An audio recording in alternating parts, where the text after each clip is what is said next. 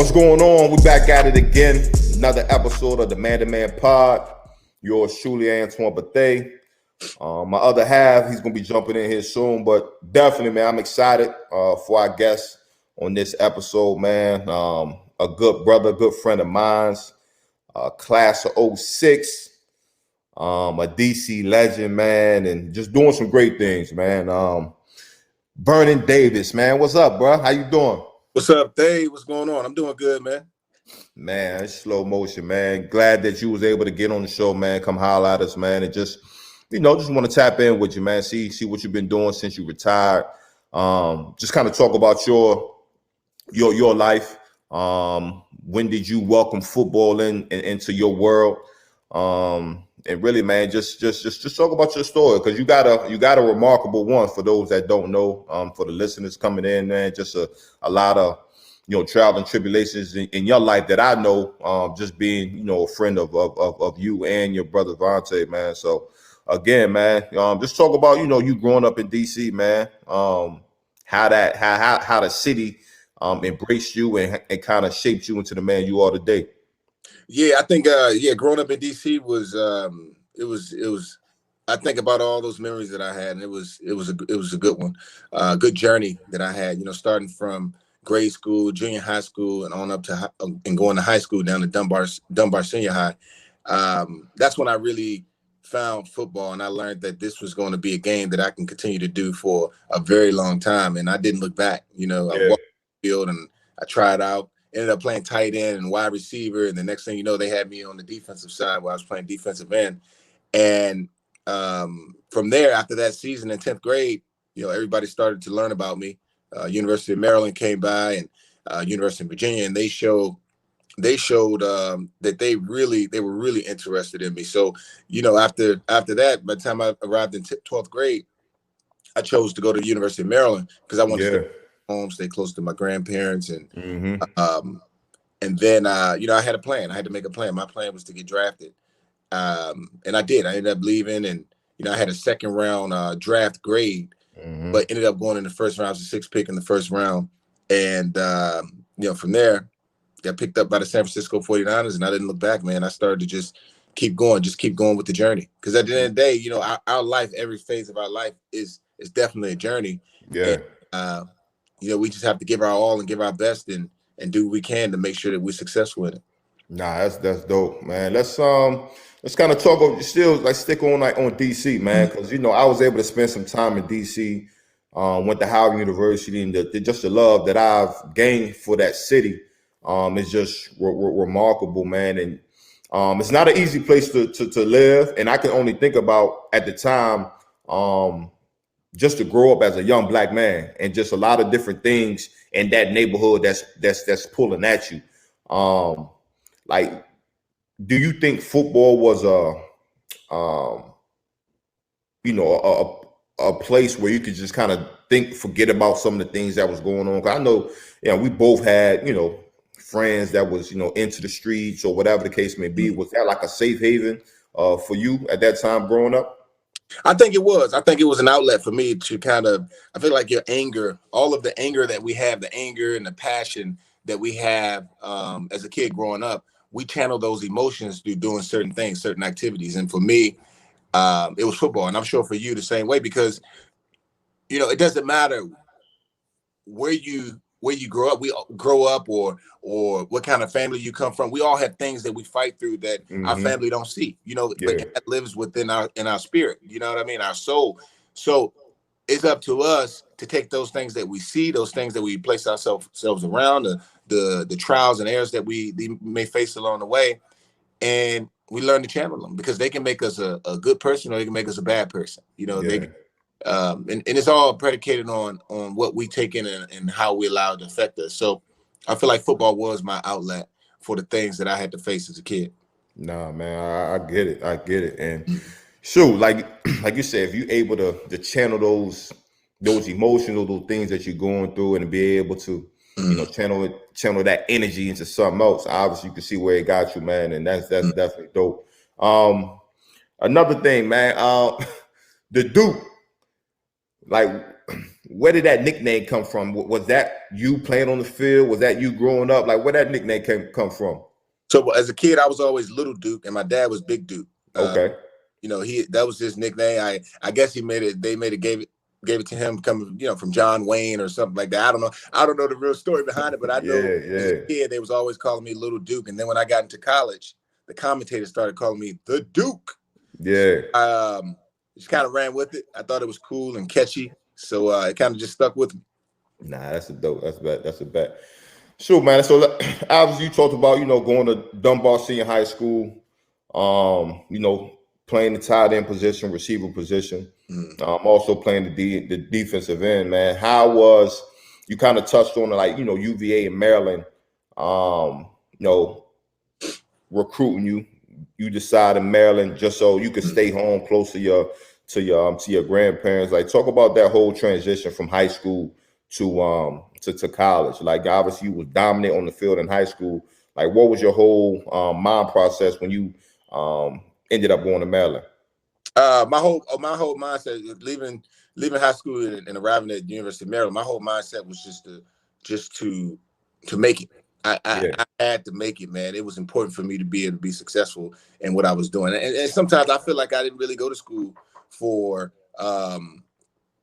education. I feel like it was primarily for football. And even though I felt that way, I still put education first. You know what I mean? You can't make it in football unless you have the proper grades to continue to do what it is that you're doing. You know what I mean? So we have to, as athletes and as young men, we have to understand that our education, even though we feel this kind of way about this sport, we still have to put our education first. So that was pretty much, that was my mindset the whole time. But now that's real shit though. Cause I mean, we are, student athletes, right? Students first, athletes second, right? But at the end of the day, you get a scholarship to play football, basketball, whatever the case may be. If I want to be an engineer, I got to go to school to become that engineer, right?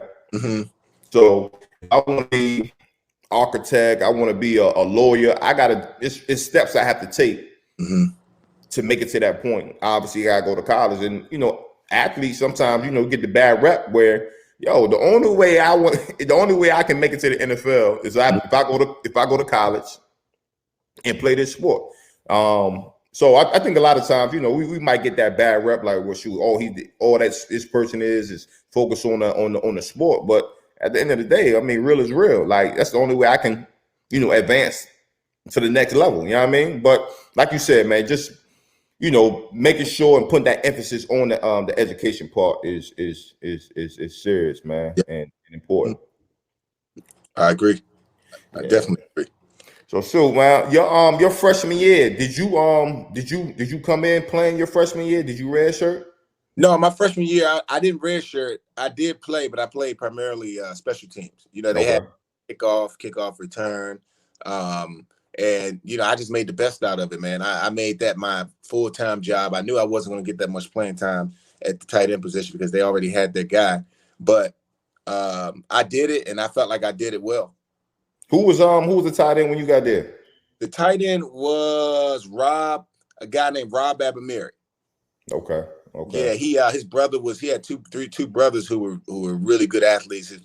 His youngest brother, Victor Abamiri, was like the best. He was like number 1, number 2 in the country when he was in high school. So they come from a good pedigree of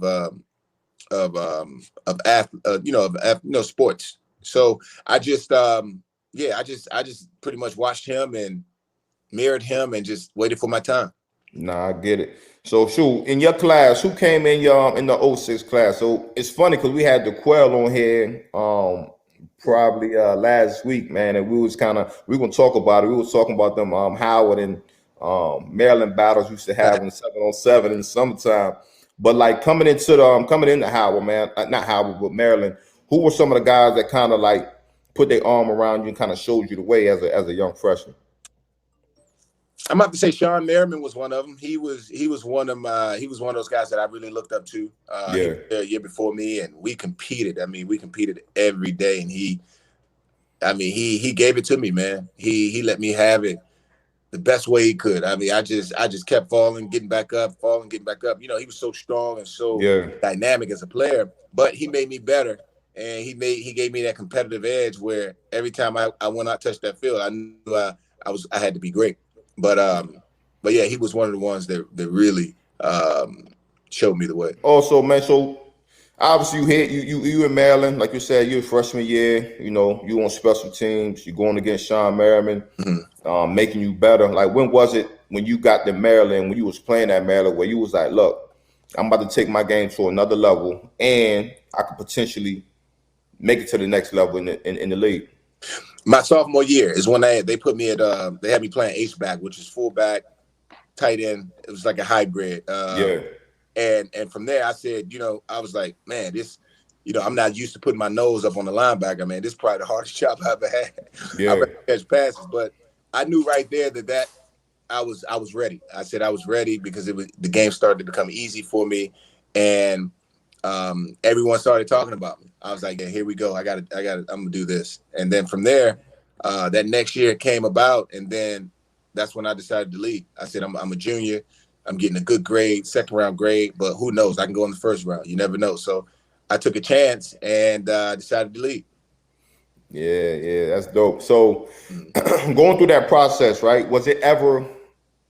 I mean, obviously you made a decision after your junior year, but was it anything, any kind of thought in your mind where you was like, man, maybe I need to come back for my senior year, or was it like, nah, I'm going, I need to do this for my family, or was it, you know, did you have any second thoughts? Yeah, I did have some second thoughts, only because my coach, he told me, Ralph Friesian at the time, he said, if you come back, I'll make you the #1 punt returner.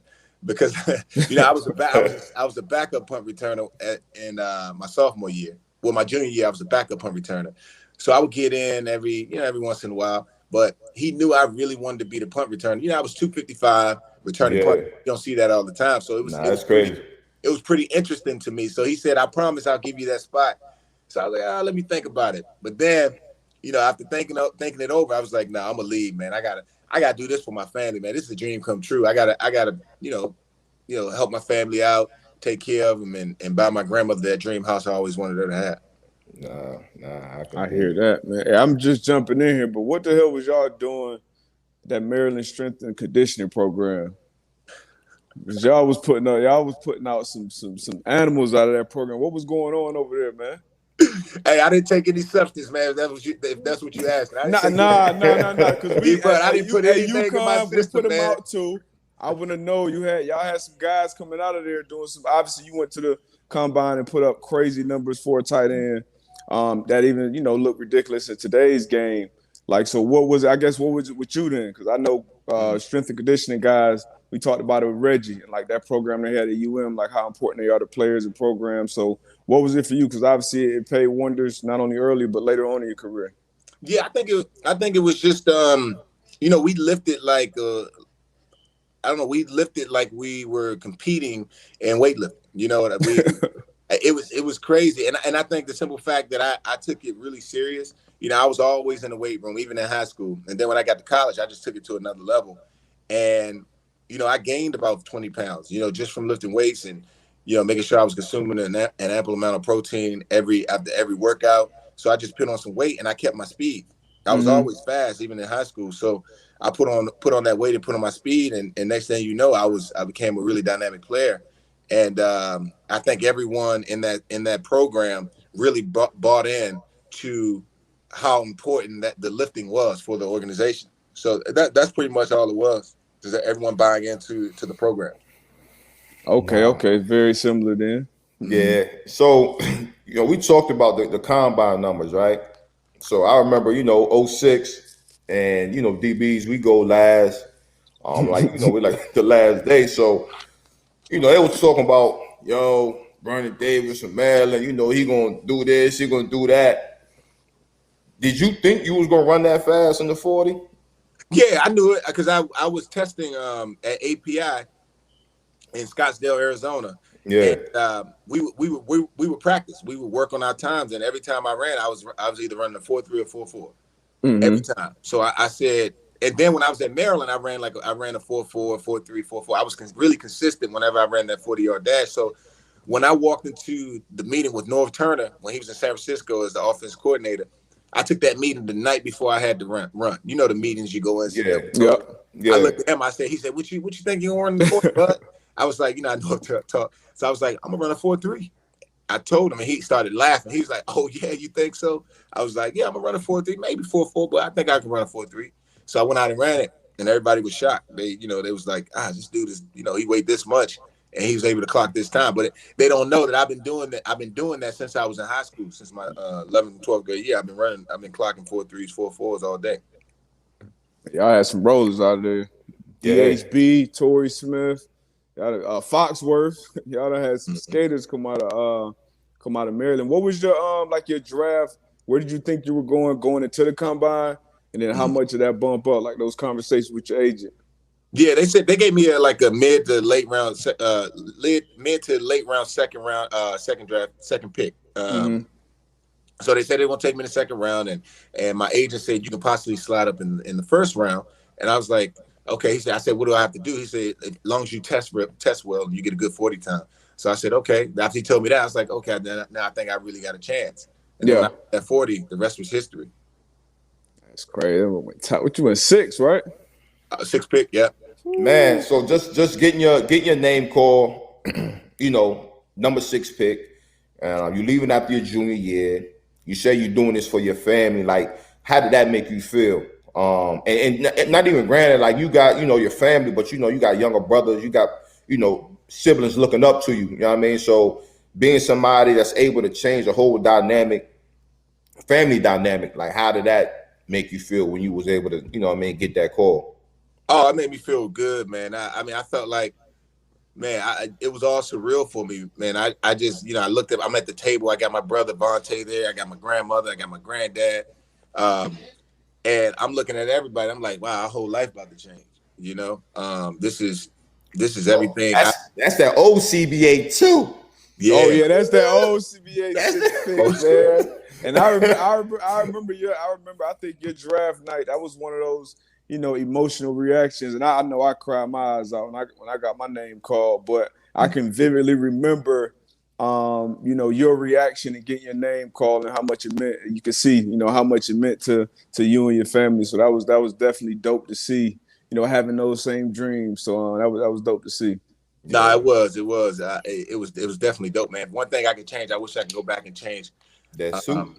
The money I put to the side on playing around, man. I put a lot of money to the side, a couple million on the side for boat cruises and partying. I thought you was gonna say you would change that suit. Remember the suit? Hey, you know what? Hey, I would change that suit too. You right, man. Who was that? One of them LV joints? You know, back then everything was 3-4 sizes too big. Hey, we weren't doing that finish back then.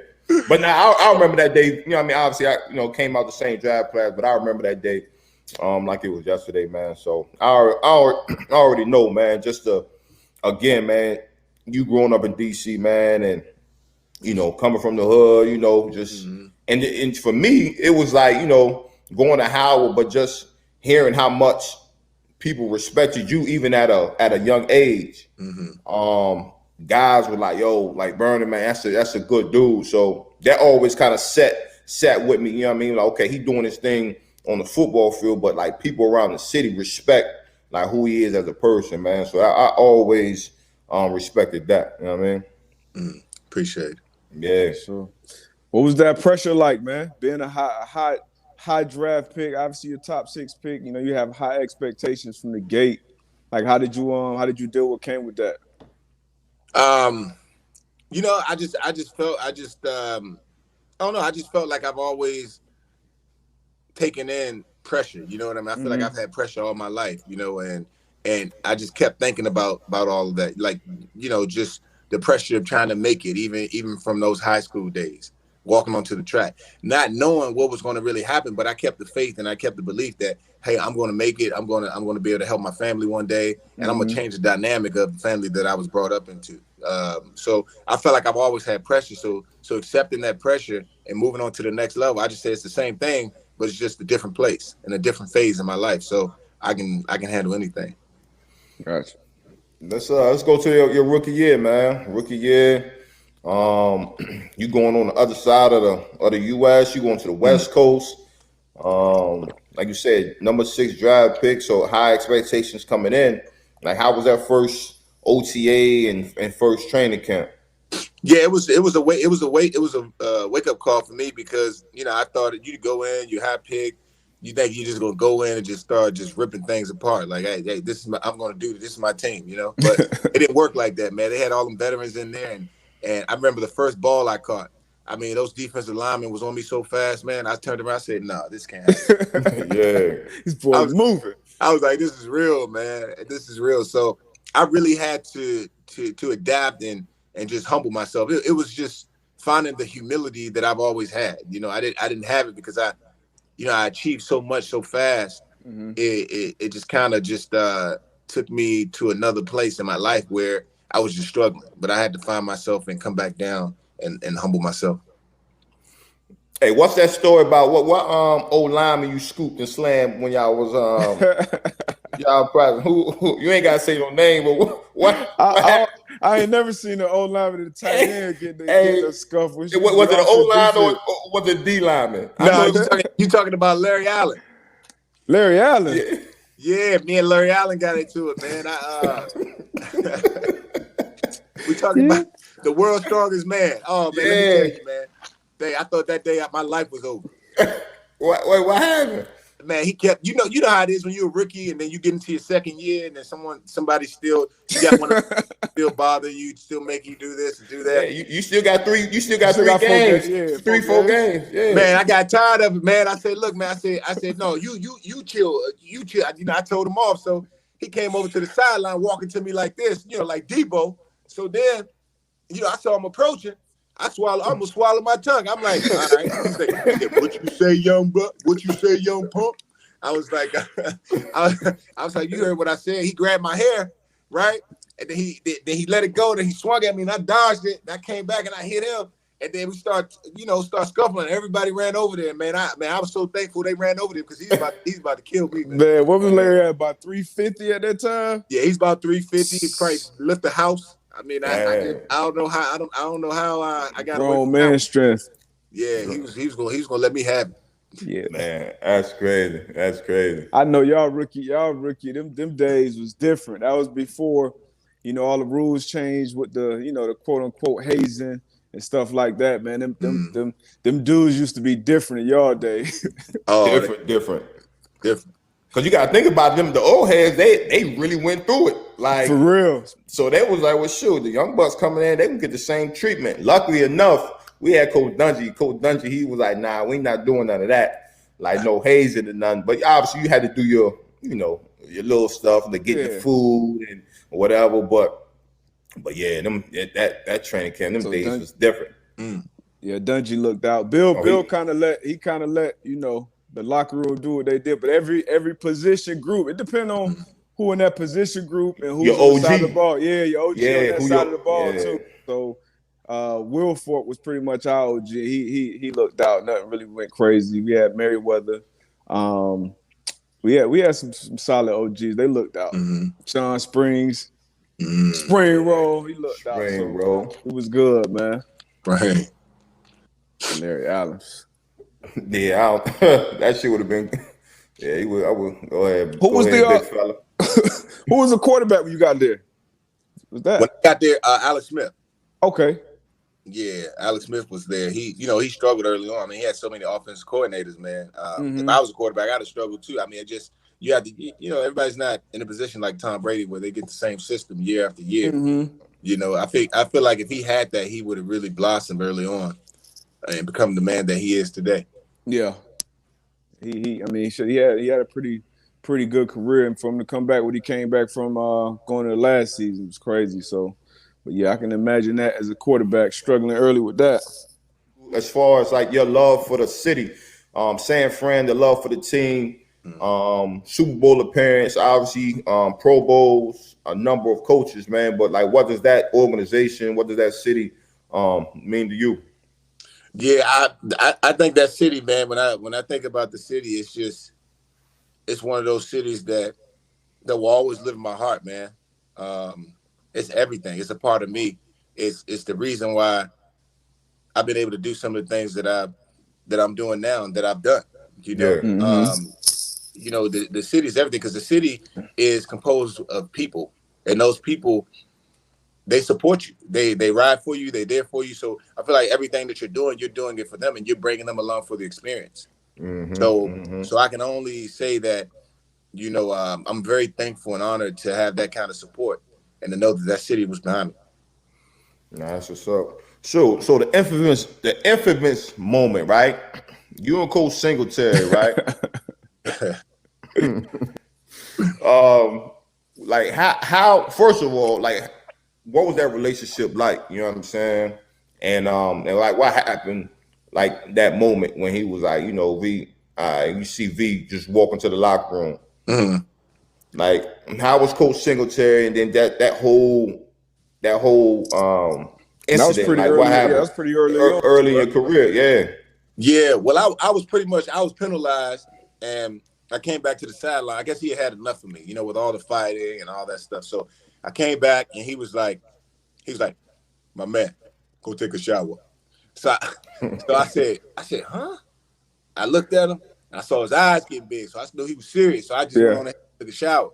Yeah. So then, of course, we all seen the rant that he had come on TV. I'd rather play with 10 guys than play with someone that's all about Hey, so I'm sitting at home and I'm looking at it. I'm like, man, this guy throwing me under the bus. Right. So next morning I go in, we had a heart-to-heart. He started crying, I started crying, and he was just telling me, he was like, I believe in you. I think you have the potential to be great. And I was just like, yeah, just thankful that he was honored that he believed in me that much. Yeah. So then I figured it out. I was like, yeah, this guy is really riding for me, man. He really wanted me to do well.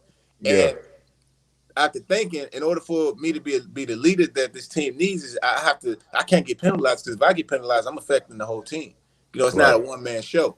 So once I learned that, my career started to take off, and I have him to thank, because he really helped me find who I really was and to humble myself and to put the team first. What year was that for you in the league? I think that was year 5. Okay, year 5. And coming into it, did you have like a kind of like an OG or kind of showed you the ropes in the game in that San Fran locker room? Yeah, you know what? No, I did. I'm gonna say Brian Jennings, our long snapper. He was an OG. He was like in year 13, 12 or 13. But when I arrived, I actually I think it was year 4 for me. But he was there for me. But you know how it is. You're a young guy. You listen, but you don't listen. You know what I'm saying? And you're very obviously a very high pick. You coming in, you got you coming in a certain status already, so you got to have a good, strong veteran. Yeah, you got to have and I had another one, which was Brian. Who else? Brian Jennings and Brian Young. Brian Young. He was there as well, so he was a good mentor for me. Okay. Man, so obviously, you in San Fran, and y'all had some great players. Great players. I don't know if you what I mean. I think it was 2000. What was that? Y'all went to the Super Bowl. What was that? 2013? 2012, maybe. Super Bowl in 2000. Yeah, it was 2000. Yeah. So obviously at this point, y'all got a lot of great players, a lot of leaders. Like we could probably run the names off. Frankie G. Y'all had Crab, then the old line, Staley, Boone. Like what was it? Justin Smith, yeah. Obviously, P. Willis, Bo. Like what was it about that team? Squad. Like what? Dante Whitner, Deshaun Golston. Like what was it about that team, man, that made y'all mesh so good and play good ball? I think because we were a band of brothers, man. We stuck together, man. We hung out together. We had events together. We would go over each other's houses and we just had that locker room was like really, really amazing, man. And I think that's what you need. You know, as a team, you have to gel together. You have to get along with each other. I mean, even if you don't like someone, you know, you have to find a way to really come together and accept that person. You know what I'm saying? Yeah. Because when you do that, you learn. When you out there on that field, man, you guys come together and you know that you can't let your men down because you love them. You know, and that's what it has to be. You can't just go into a team and just sit there in the locker room, then go outside, then all of a sudden y'all together. No, I don't start that way. It starts inside the locker room, you know, and that's how you build that camaraderie and have everything that you need, man. You know, because you know this game, you know, the ebb and flows of this game can be really crazy, man.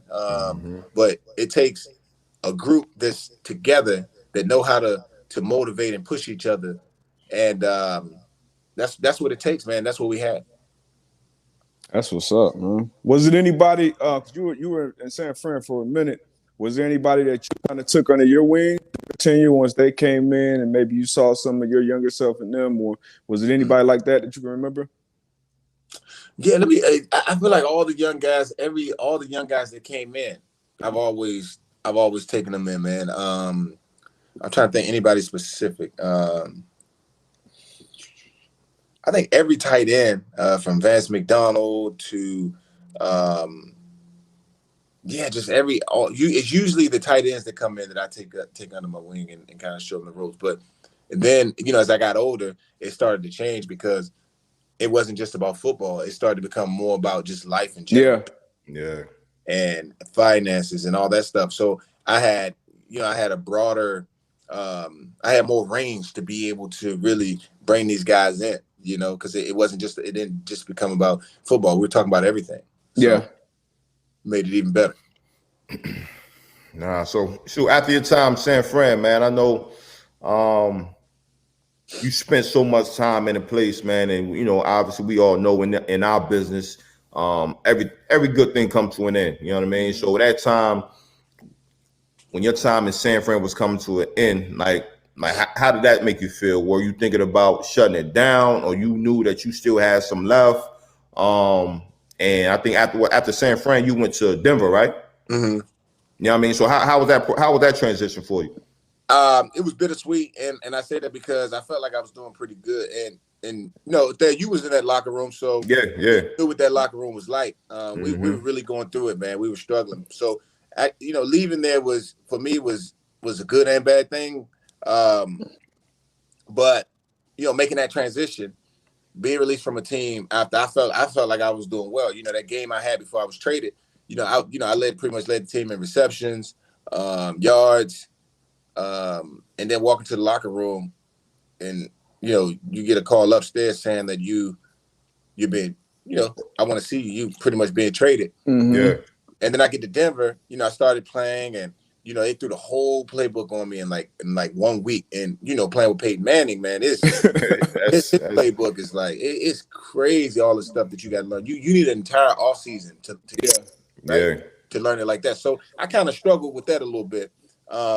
Coming from the system that I came from. So, you know, I started to, you know, struggle a little bit on the field with retaining these plays.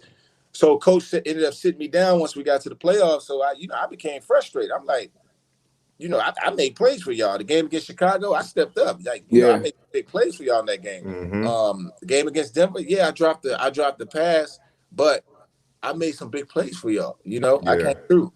So then, you know, I just struggled, man. You know, I went to Peyton and I was asking him, like, what's going on? Why didn't I put me on the field like that? Can't they simplify the playbook for me so I can you know it really well? Yeah. And, you know, after that, man, I wanted to give up, man. I was just like, man, I'm hanging it up. But you guys, you can attest to this. Y'all know better than I do, is that no matter what you go through in life, it doesn't matter how hard it gets. You know, if it's something you really want to do and you know you can do it, don't let nobody else make that decision for you. You make it, you know, you walk away when you want to walk away. So I said, you know what? I'm going to wait and I'm going to get picked up. So Redskins called me. They was the first team to call me, the only team that called me. No one else really reached out because the big knock on me is that I was getting old and I ain't having it anymore. Yeah, I was about to say, what year was this for you? This was I was going into year 11. Okay. Yeah, and they was like, you know, the knock is, and you know, I was thinking about it, I was like, I can't believe one team only reached out. Yeah. You know? So I went to the Redskins. Scott McClune was there. My general manager brought me to San Francisco. He was there. I went to the scans. I said, this home. I'm going back to the scans. So I signed a 1-year deal, took a pay cut. They paid me about $1 million. Right. I went from getting $7.5 million to $1 million. Right. Yeah. I said, you know what? I'm just gonna prove to them that I can still do this at a very, very high level. So mid-season came. They wanted to re-sign me. They wanted to re-sign me for 3 more years because I was obviously doing well. I waited till the season over so I can really negotiate. So then after that, I ended up signing for 3 years, $15 million for 3 more years. That's dope. Yep. Yeah, all because I didn't give up. Better yourself. Better yourself. Yeah. Better yourself. So. Yeah, I was having a similar conversation. Yeah, it's kind of different. Where I was kind of saying the same thing. Like somebody would come at me in the middle of the year, Nah, it was different. It was different. It was different. You still follow the game now, though? For me, I tried to, but with the schedule, man, I got, man, it's so crazy, man. This acting world is different, so I try to watch as much as I can, but yeah, I try to keep up with it, man, because it's always gonna be in my heart. I love the game. I'm always gonna love and respect it, and it's nothing like those Sundays, man. Yeah, Go ahead, bro. We was talking about that Dak situation because I've been saying, we've both been saying Dak should have been paid years ago, and then he was saying if they did put him on a franchise this year, that he'll sign the franchise, but hey, it's no talking this year. Like after this year is done, I'm out of here, and I'm negotiating on the open market. I was like, all right, if they come to that door, knock on that door, and tell you 4 years, 165. You go change your tune. AB was like, nah, I'm straight. I'm straight on that. So this was my take on it, right? So they franchised him for 32, right? And then I said if they would have franchised him again, it would have been 38, right? That was a 2-year, $70 million deal. So I said during that season, if I'm balling and they come knocking on my door and say, yo, let's do this long-term deal, I would have said, you know what? I'm good right now. We'll talk after the season. But and then even with that, my mindset is like, yo, like y'all done ran me through the mud for 2 years. Like, yeah, but hey, when they apologize with them dollars, that apology is. But my thing is that if they're saying 4 year, $160 million, like, and that's just one team. So just imagine if I'm able to negotiate in the open market, what I could potentially get. So Vernon, I asked you the same question. You turn that down? Would I turn it down? Yeah. I think I would take my time and be patient. Yep, I would. Oh, okay. That's 2 on 1. So so Brandon Merriweather was like, boy, stop. Like, that money talk. But what I'm saying is I feel as though money do talk. So if you offer me 160 in the middle of the season and I'm balling, I'm gonna better myself to think that I'm gonna keep balling these last. You gotta think, bro. You just came off a horrific injury. We know how fickle this game. Now, if you got one injury, let's say the next year you get another injury. We know it can happen any place. So now you got back-to-back injuries. That's just not a gamble I'm taking. When I got 160. But I'm not. I don't take you as a player, D. But where you're thinking about you're gonna get hurt. I mean, we don't. We keep it. Obviously, we're going to go every season thinking this is going to be our best season, our best year. But that's the game of football. I mean, that's life, really. But that's definitely football. Like you going to get injured. He's been fortunate up to that point.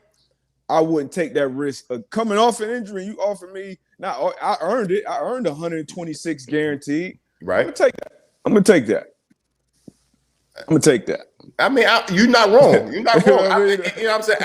You're not wrong of, taking that full 160. All I'm saying is, I feel like Vernon changed your mind. I feel like you changed your mind. Nah, I'm just saying that if I'm 2 for 70, you done franchise me 2 years in a row, and you coming to me in the middle of the season. Well, shit, you waited 2 years. You can wait 6 more games if you really want to talk. And now I can really negotiate with you. You know what I'm saying? I'll take Stephen Jones out to lunch. Anyway, I think it's a good segue. I think it's a good segue where we always talk about guys transitioning out of the game. You know what I mean? Where a younger AB, a younger D Buck, I think we would have tapped into whatever we wanted to do kind of sooner in our career. You know what I mean? And I think V, you've done a great job, and you just talking about as far as like your scheduling, as far as you acting. You kind of talked about it offline. I think it's movie number 9 for you. So where did the passion of acting come from? And then, talk about some of the movies that you did while you were playing. I know a lot of when we was in the in the San Fran locker room, they put I forgot what character it was that you played, but they put that up there. Like, just talk about your passion for acting and, like, what got you into it. You know what I mean? Yeah, I think I know what you talking about, the Captain Torpedo. Captain Torpedo, yeah, that was it. I'm trying to find myself, man, trying to figure it all out. Yeah. I thought I was the real superhero, man. Hey, boy, I wish we could find. We gonna find that clip, Tone. Captain Torpedo. Yeah. Oh man, that's funny. But nah, my love for acting came when I was in when I was in Maryland, man, I changed my major from criminal justice to art studio. Okay. And then, after that, 3 years after that, I learned that my biological granddad was an artist. So then it started to make sense why I changed my major. And then I opened up the art gallery, and then while playing with the 49ers, I took a class in San Francisco called the Shelton Theater of Art, where we did improvs, plays, and monologues and all of that. And then I started transitioning. I got into my first movie. And from there, I just kept going, man. I fell in love with it. And I was like, I really want to do this. And I started putting together these skits and all of that, and just kept going. And then what happens once I retired a year ago from the Washington football team, I had put a plan in place. And my plan was to produce and executive produce, as well as have the lead role in my very first film, which is called Red Winter. And that's about done. That's almost done. That'll be done in about a week and ready to go to distribution. But that was the plan I had. And while I was doing that, I got with an acting coach from Tasha Smith Studio. We started working on this, on just like different techniques. And we started working on a script and just breaking down the character. And he really helped me with that transition to really learn, get the tools that I needed to really put on a good performance. So I did that. Then I went to the next one, which was a horror film. And I wanted to start with thrillers and horrors to kind of show the range, to show that I didn't want to put myself into that category where I could just do one role, right? Yeah. So then I did that, and then this other movie that I just did called Chariot. I'm playing a guy that's telekinetic, right? And he can move things with his mind. He's taking care of these turtles at a nature center, and his only job is to get these turtles to reproduce, right? But they're not doing it.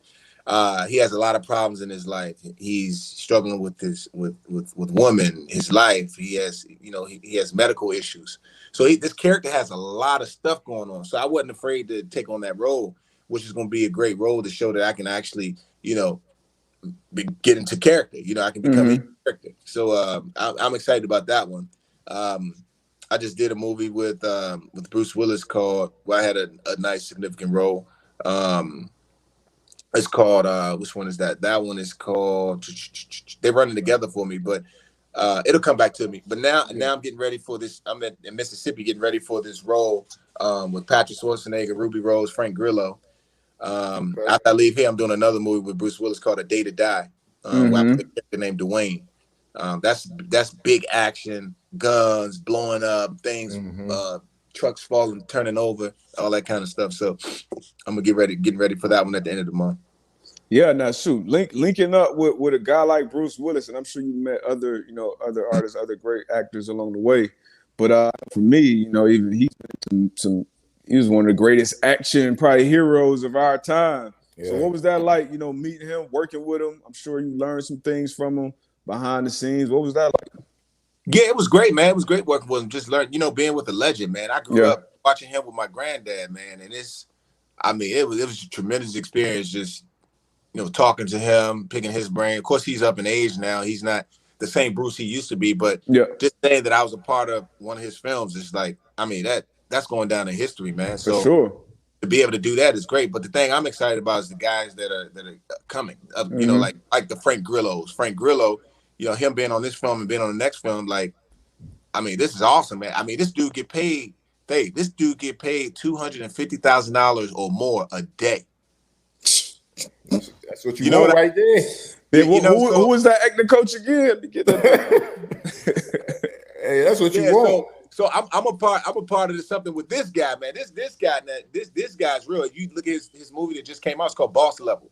You look at some of the things that he's able to do. Yeah, he's been acting for a while. He's in movies like big blockbuster movies and all that, but he's really starting to really break out. You know, next thing you know, he'll be getting like $500,000 to $600,000 a movie. So being a part of a cast with this dude is amazing to me as well. Nah, it's always big being able to align yourself with people that's tapped into the market, people you can learn from, rub shoulders with, and really just get game from. So basically, you on the other side of the curve now, where you know when you was watching football team in the '90s, like you said, you was putting your arm around guys coming into the locker room and talking about life, talking about ball. Now, you know, you got guys like Bruce Willis and Frank that can do the same for you. So that's all that can do is just enhance your stock for real. Yeah. No, absolutely. Definitely. And then all your experience with the football thing, obviously being an elite athlete, playing at the NFL level for so long. Is it a lot of similarities in that acting grind? I'm sure you be on some big films, some big projects, like the schedule, the discipline. How's that working for you? Yeah, I think the schedule, because you got to be. The only thing about the schedule is that they tell you to be there, but then if I got to be there at 10 a.m., I probably don't go on actual set until about 12 noon. You know what I mean? But the thing that I take away from it that's related to football is the preparation part. You know how it is, like but when y'all out there on that field, man, y'all doing those extra things that everybody else not doing. You know what I mean?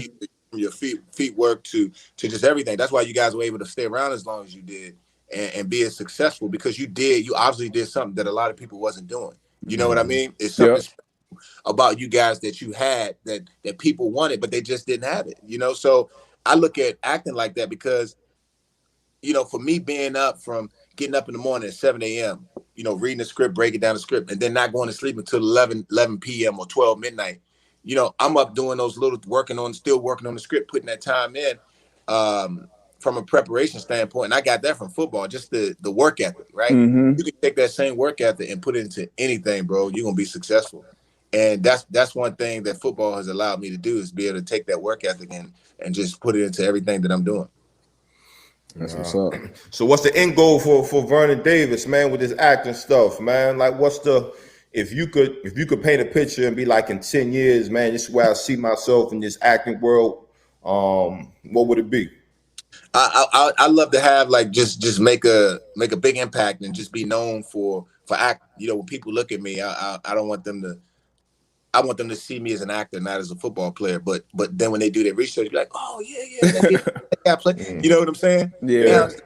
Now right now it's the other way. It's like he played football, but oh yeah, I saw him in that movie. You know, I wanted to be the other way around, and that's all cool. That's, you know, it's part of the journey. You know, my goal is to get to that 400 mark when it comes to films. Like, I want to look back and be like, damn, I did 400 films. You know, so that's my goal. But I know it's gonna be a lot of work. You know, a process, patience, but, you know, as I continue to keep going, you know, you only get better and better the more you do something. So, all things you're used to, and we talked to we had the Quill on here last time. We spoke with him about kind of when did that click for us being more a football player. I know you've been you've been a franchisee, a franchise owner. I'm sorry, and other things off the field. When did that kind of click for you? And you also said that was a part of you, you know, mentoring young guys under you. Click for you off the field. I'm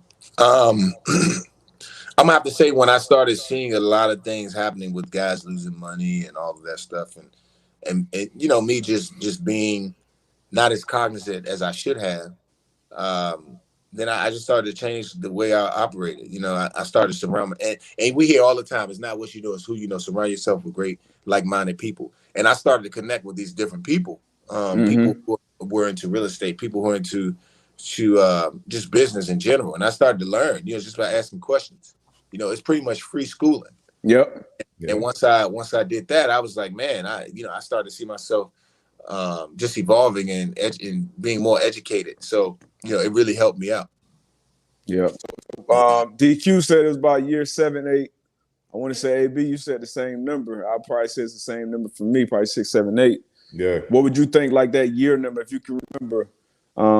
Because talking to younger guys, obviously, like you said, we're all very, very beyond lucky to play that long. You're lucky if you play 2-3 years in the NFL. So obviously we need to get this into, young athletes and ourselves mind early. So what year was that for you, if you remember? May have been year 7. Year 7. So about the same. Same time. Yeah. About year 7. Yeah, so we got to figure out how to curb that, how to shorten that learning curve. Year 2, 3, and just having conversations like this, in the locker room. Yeah, this is something y'all might be interested in too. It's a great business that I invested in, which is pretty cool, man. It's pretty phenomenal. It's called Elevate. Y'all seen Masterclass? Yeah. The app? Yep. So imagine Masterclass meet business school. So what we did is we take global businessmen, right? Mm-hmm. So me and Kyrie Irving, we're the first ones to get involved with this company. You take global businessmen and partner them with professional athletes. And what y'all do is y'all make business and financial education accessible and entertaining. Okay. Just like, imagine you sitting there with somebody, maybe it's, I don't know who it is. It can be Mr. Kraft, just anybody, some global businessman, and y'all talking about business. Y'all can talk about how to create a podcast, how to invest in stocks and bonds. You're talking about business, and it's pretty cool concept because it allows guys to retain this information while they're on the go, while they sit back in the locker room. They getting all this information from the best of the best. So that's a pretty cool platform that I'm excited about. Elevate. All right, we're gonna check that out. For sure, definitely publish it. So it's an app, or is it like a program? Yeah, it's just like Masterclass. It's an app. Okay. It's content. It's content, all content based. I know it started, the gentleman came from Goldman Sachs recommended it. And once I did my due diligence, I got with the guy his name's Michael Haddix. He's a basketball background, and he had already had Kyrie Irving on board. And I know Kyrie and we invest in some of the same kind of things. Players TV is one of them. But okay. I was like, yeah, this is gonna be really good. This is in my space, and it turned out to be something that's really going really well. That's what's up, man. So that's something y'all might want to get into, and maybe do your own little class. You know what I mean? Sit down and talk about something. Yeah, absolutely. Yeah. It's available on the App Store already, or is it still like in beta? No, they still developing. They're still developing. Gotcha. Putting all the content together. All right, bet. Yeah, do that. I send y'all some information on it. Sounds good, man. Elevate. I remember that. Keep a lookout for that. For sure. But sure, man, I know you got a busy schedule, man. I want to thank you, bro. Just coming on, just tapping in with us, man. Wish you best of luck in your future endeavors, man. Obviously with your business stuff, with your acting stuff. I wanted to get you about that Dancing with the Stars, man. And you was out there, light on your feet, man. You did your thing. You held it down. Man. Hey, let me tell you, man, I almost gave up, man. Why? Man, that was the hardest thing I ever did in my life, man. Nah, rehearsals. How many hours of rehearsals, man? Man, 6 hours a day, bro. 5 days a week. Six days a week, bro. Man, how far did you make it? I made it 6 weeks by the strain of my hair, man. I just you ain't got none, so I know that's tough. I know, you see what I'm saying? That's what I'm saying. Hey, man, if you going on Dance with the Stars, you might want to think about that one, bro. Hey, man, look that. And I'm looking at it. I'm like, just as far as like, cause you probably couldn't wait to get sent home. You be winded, you be tired, and you got to remember all the moves. Man, the pressure, but the real pressure thing is learning this routine, and you got 4 to 5 days, 4 days to learn this routine because you got to tape it and show them what you're doing. So you got 4 days to learn this routine, and then you got to go perform it live in front of a vast audience, man. Yeah, that's crazy. 6 hours, man. That's real.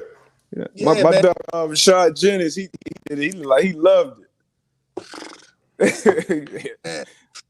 6 hours. I'm never again, huh? Man, no. I'm straight on that. No, man.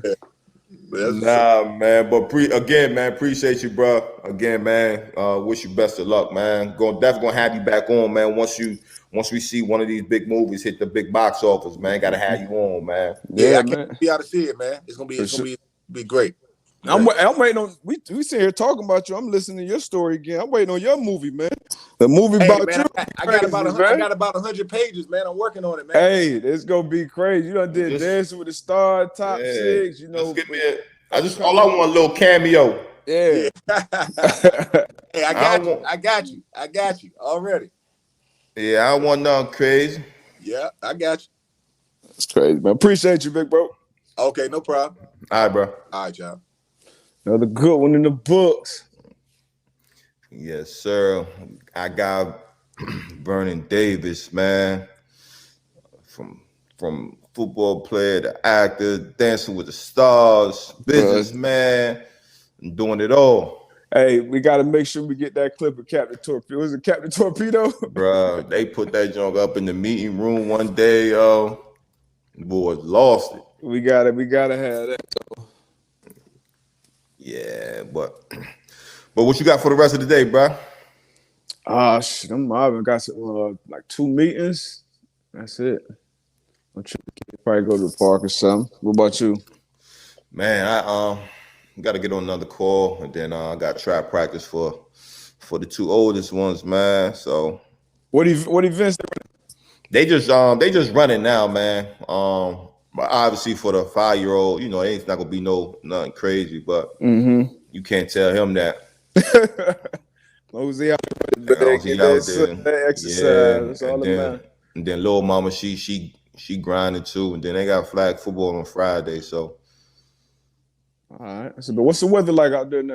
It's actually nice, man. I see the sun shining a little bit. Sun shining. About 70. It ain't like down there in Florida. So that's perfect. But yeah, we perfect. That's good. Perfect. Yeah, so we good money. All right, man. Another great episode in the books. Vernon Davis, man to man part. Out. Peace.